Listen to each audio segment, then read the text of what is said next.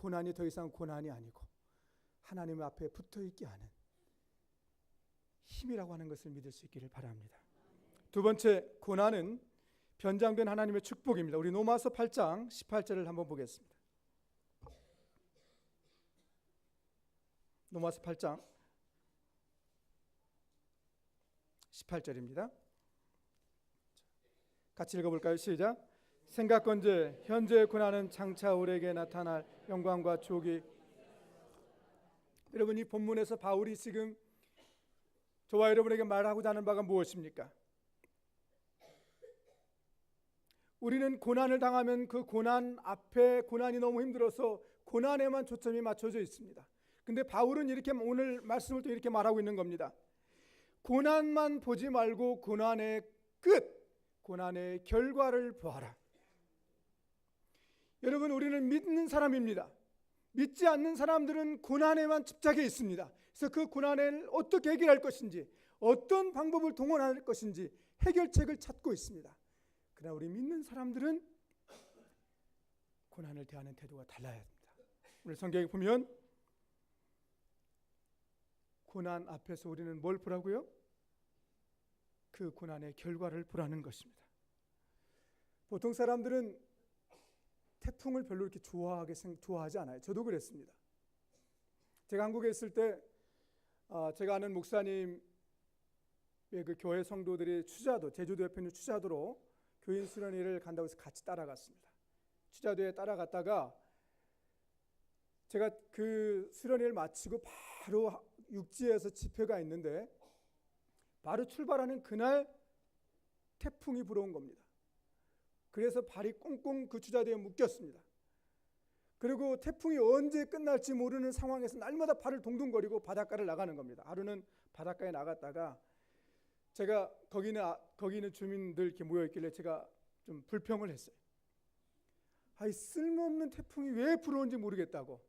그랬더니 거기 있는 한 분이 정색을 하면서, 육지에서 와서 아마 잘 모르는 것 같은데, 태풍이 얼마나 우리 어부들에게, 바닷가에 사는 사람들이 얼마나 소중한지를 아냐고. 여러분, 태풍은요, 태풍이 불지 아니하면 바다는 죽는다고 합니다. 태풍을 통해 풍랑이 일어나면서 그 풍랑을 통해서 바닷속에 산수가 공급이 되어지고, 그 다음에 바다가 이렇게 뒤집어지면서 바다의 청수가 되어지고, 그리고 고기들이 이제 막 저 멀리 있는 거 가까이 있는 게 섞이기 시작하면서 고기들이 몰려오기 시작하고, 그래서 태풍이 지난 뒤에는 반드시 풍어가 시작된다는 거예요. 고기들이 굉장히 많이 잡힌다는 거예요. 이게 고수와 초보자의 차이죠. 이 바다의 경험이 전혀 없는 이 초보자는 그 태풍이 오는 그 자체만 보고 저는 불평하는 겁니다. 제게 지금 그 힘든 것만 생각하고 불편한 겁니다. 그러나 그 바다에 오래 살았던, 태풍의 경험을 오랫동안 했던 사람들은 어떻게 생각합니까? 이 태풍만 끝나봐라. 이 태풍이 끝나면 영광이 오리라. 우리가 부자가 되리라. 여러분, 그렇습니다. 하나님은 우리에게 고난을 주신 이유는 우리를 죽이려고 하는 것이 아닙니다. 우리의 발을 묶어놓으려고 하는 것이 아닙니다. 그 고난이 끝난 뒤에 하나님께서 고깃대를 몰고 오는 것처럼 하나님은 그걸 통해서 영광을 가져오실 것이라는 겁니다. 고난은 말이죠, 항상, 축복은 말이죠, 이 고난이라고 하는 이 보자기에 쌓여서 온다는 거예요. 그래서 많은 사람들이 축복을 위해서 기도하지만 그 축복을 정작 받는 사람들은 적다는 것이. 왜냐하면 하나님이 축복을 주실 때 그냥 축복이라고 딱 해서 주면 우리가 다 받잖아요. 그렇죠? 거부할 사람이 누가 있겠어요? 그런데 그 축복을 고난이라고 하는 이 보자기에 싸서 주니까 사람들은 뭘 보냐면 그 고난이라고 하는 보자기만 보는 거예요. 그리고 그 보자기만 보고 그냥 내팽개쳐 버리는 거예요. 여러분, 이것이 믿음의 초보자들의 하는 행동입니다. 믿음이 없는 사람들이 하는 행동입니다. 여러분, 바울은 그러지 않았습니다. 축복은 고난을 통해서, 보자기를 통해서 오기 때문에 그 보자기만 풀리면 그 속에 축복이 있다고 하는 것을 바울은 알았습니다. 오늘 그래서 로마서에서 말하기를 현재 우리가 당하는 이 고난은 장차 우리가 받을 영광과 좋게 비교할 수가 없도다. 여러분, 그래서 이 고난을 항상 그렇게 여러분 선포하세요. 이 보자기가 곧 풀어질 거야. 요한계시록에 보면요, 사대교회에 이렇게 말합니다. 너희가 10일 동안 환난을 당할 것이다. 죽도록 충성하라. 10일 동안 환난을 당할 것이다. 이 말은 무슨 말입니까? 환난의 끝이 있다는 것이에요. 여러분, 우리 인생에 지금 고난의 끝없는 터널을 통과할 때 이것이 언제 끝날 것인가라고 우리는 망망해하고 좌절해하는데, 성경은 이렇게 말하는 것이에요. 우리 인생에 11일째가 있다. 아멘. 여러분, 오늘 여러분 고난 가운데 있습니까? 오늘 밤이 10일째 밤이 될 수 있기를 믿습니다. 우리 인생에 11일째가 있더라고요. 우리에게 고난의 보자기가 벗겨지고 축복의 그 영광스러운 축복이 나올 때가 있더라고요. 그래서요, 여러분 당한 이 고난을 도망가지 마시고 고난을 향하여서 맞서기를 바랍니다. 서양 속담에 이런 말이 있어요. 죄는, 한번 따라서 해볼까요? 죄는 피해서 이기고 고난은 맞서서 이기라. 네. 근데 우리는 가끔 이것을 이렇게 바꿔가지고 죄를 맞서려고 하다가 넘어지고, 그리고 고난이 오면 도망가고, 우리 안에 이게 고장나 있어요. 근데 그게 아니라 여러분, 죄는 도망가야 돼요. 유혹이 있을 때는 피해야 돼요. 그리고 고난이 있을 때는 맞서는 거예요. 맞짱을 뜨는 것이. 제가 본모스에 살았어요. 여기 런던에 오기 전에. 본모스는 여러 가지로 유명한데 특별히 윈드서핑 하는 걸로 아주 유명합니다. 바람이 오늘처럼 심하게 부는 날은요, 바닷가에 나가면 윈드서핑하기 위해서 사람들이 복장을 입고 바닷가로 다 달려 나오는 거예요. 뭡니까? 자기 실력을 자랑하기 위해서요. 여러분, 고난의 폭풍 가운데서, 시련의 파도 가운데서 그것에 좌절되지 아니하고 여러분의 믿음을 자랑하고 여러분의 실력을 자랑할 수 있는 여러분이 될 수 있기를 바랍니다. 세 번째로 오늘 우리가 읽었던 디모데전서 1장 8절 말씀을 다시 한번 보겠습니다.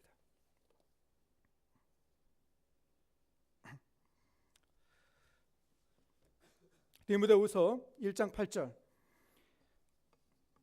오늘 바울은 후반절을 보겠습니다. 나를 부끄러워 주를 위하여 갇힌 자 된 나를 부끄러워 말고 오직 하나님의 능력을 쫓아 뭐와 함께? 복음과 함께 고난을 받아라. 세상에는 두 종류의 고난이 있어요. 첫 번째 종류의 고난은 자기가 잘못하고 욕망에 사로잡혀 있고 범죄함으로 인해서 오는 고난이에요. 사실은 우리가 당하고 있는 많은 고난을, 그 원인을 살펴보면 사실은 그 원인이 나에게 있어요. 나의 욕망 때문에, 나의 욕심 때문에 오는 것들이 참 많아요. 그러나 또 다른 고난이 있습니다. 그것은 오늘 여기서 말하는 것처럼, 즉 하나님이 우리를 연단하기 위해서, 그리고 하나님의 나라와 복음을 위해서 고난받으라고 말하고 있는 것입니다. 한번 생각해 보십시다. 나는 어떤 카테고리의 고난에 속해 있는가? 내가 지금 당하고 있는 이 고난은 지금 나의 욕망과 나의 욕심 때문에 생긴 고난인가?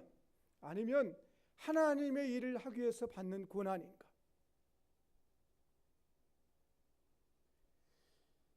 하나님 우리를 부르셨을 때는 생존하라고, 생존을 위해서 살라고 부르지 않았어요. 그런데 많은 크리스찬들이 예수를 믿고 나서도 우리는 생존의 문제에 부딪혀서, 그리고 그 고난 가운데 허우적거리면서 나오지 못하는 걸 볼 수가 있어요. 그러나 이제는 우리의 고난의 차원이 좀 달라져야 됩니다. 이제는 우리 고난의 수준이 좀 달라져야 됩니다. 오늘 성경에 말한 것처럼 우리가 더 이상 생존의 문제 때문에 고난받는 것이 아니라 이제는 생명을 구하는 일 때문에 고난받는 저와 여러분이 될 수 있기를 바랍니다. 다음 주로 제자훈련 1기를 마치게 됩니다. 이번에 제자훈련에 우리 사역자분들을 포함해서 총 28명이 12주 동안 훈련을 받았습니다. 우리 장로님 나오셔서 간증해 주셨던 것처럼 제자훈련이 쉽지 않았습니다.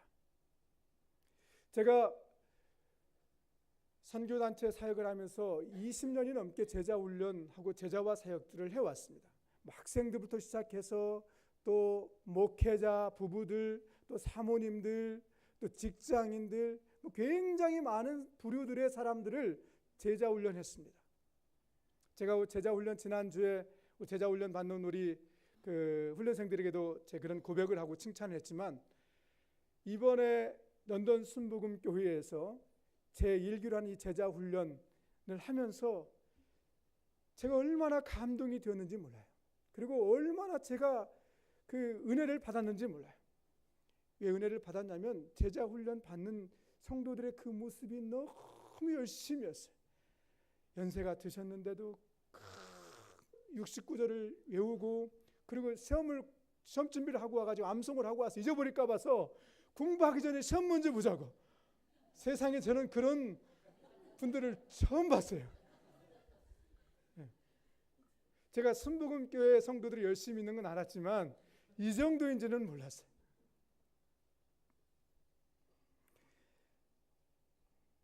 한 분 한 분이 너무 소중스럽고 자랑스럽습니다.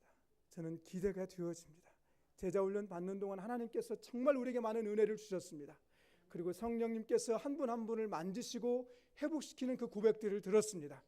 저는 우리 제자훈련 받는 분들이 앞으로 계속해서 이런 변화들과 역사들이 일어날 줄로 믿습니다. 그리고 앞으로 되어지는 2기와 3기 계속 되어지는 제자훈련 속에서도 이런 역사가 일어날 줄로 믿습니다. 다음 주는 이제 제자훈련이 수료식과 함께 마쳐지게 됩니다. 우리 제자훈련 받는 이 시간에는 제자훈련 받은 훈련생들에게 다시 한번 권면하고 부탁합니다. 제가 처음 시간에 얘기했던 것처럼 제자는 12주 훈련을 받았다고 되어지는 것이 아닙니다. 성경 69절을 암송했고 날마다 큐티했다고 되어지는 것이 아닙니다. 무리와 제자의 차이점은, 무리는 자기 목적이 있어서 예수님께 찾아왔고 그 목적이 해소되어지고 해결되어지면 예수님을 떠나는 자들입니다. 그러나 제자는 무리들과 다릅니다. 예수님이 예수님의 목적을 위해서 부른 자들이 제자들입니다. 오늘 장로님 말씀했던 것처럼 제자는 먼저 자기의 필요를 구하는 것이 아니라 먼저 하나님의 나라와 의를 구하는 자들입니다. 오늘 디모데후서에서 바울은 디모데에게 권면합니다. 복음과 함께 고난을 받으라. 이번에 제자훈련 받은 우리 훈련생들은 이 제자훈련을 통하여서 앞으로 복음과 함께 고난을 받는 훈련생들이 다 될 수 있기를 바랍니다. 그래서 제자훈련의 진짜 시작은요, 수료식과 함께 진짜 시작이 되어집니다. 대답이 적나요? 우리 제자훈련 받은 우리 한 분 한 분은 더 이상 이제는 자기의 생존의 문제 때문에 고난받는 것이 아니라 생명을 구하는 것 때문에 고난받는 자들이 될 수 있기를 바랍니다. 한번 기도하세요. 하나님, 내가 지금까지는 내 문제 때문에, 내 생존의 문제 때문에 그렇게 아둥바둥하고 고난받고 힘들어했는데 하나님, 이제는 내 인생을 좀 바꿔주십시오. 내가 생명을 구하는 일을 위해서, 영혼을 살리는 일을 위해서 내가 고난받겠습니다. 여러분, 제자훈련을 통해 세 가지 중요한 목표들이 있었죠. 첫 번째가 뭐였습니까? 하나님을 경험하는 삶이었습니다. 큐티를 통해서 날마다 하나님의 음성을 듣고 말씀과 기도를 통해 하나님과 교제하는 시간이었어요. 그렇죠? 여러분, 이 하나님을 경험하는 삶이 날마다 여러분 삶 속에 이어질 수 있기를 바랍니다. 두 번째가 뭐였습니까? 더불어 사는 삶이었어요. 관계 치유를 통하여서 나와의 관계, 이웃과의 관계, 자녀와의 관계, 가족 속에서의 관계 속의 관계에 어려움을 가져오는 중심, 그 원인이 누구였습니까? 나라고 하는 것, 그 내 문제가 무엇인지를 보게 했습니다. 여러분, 이것은 시작입니다. 더 많은 변화들이 여러분 안에 있기를 바랍니다. 세 번째는 증인된 삶이었습니다. 전도 훈련을 통해서 복음을 어떻게 증거하고 어떻게 전도하는지를 배웠습니다. 여러분, 지속적으로 이런 변화들이 일어날 수 있기를 바랍니다. 제가 높아심을 다시 한번 부탁합니다. 제자훈련을 받은 것이 우리의 무슨 학위가 아닙니다. 우리가 특별한 신자가 된 것이 아닙니다. 제자훈련을 받았기 때문에 더 겸손할 수 있기를 바랍니다.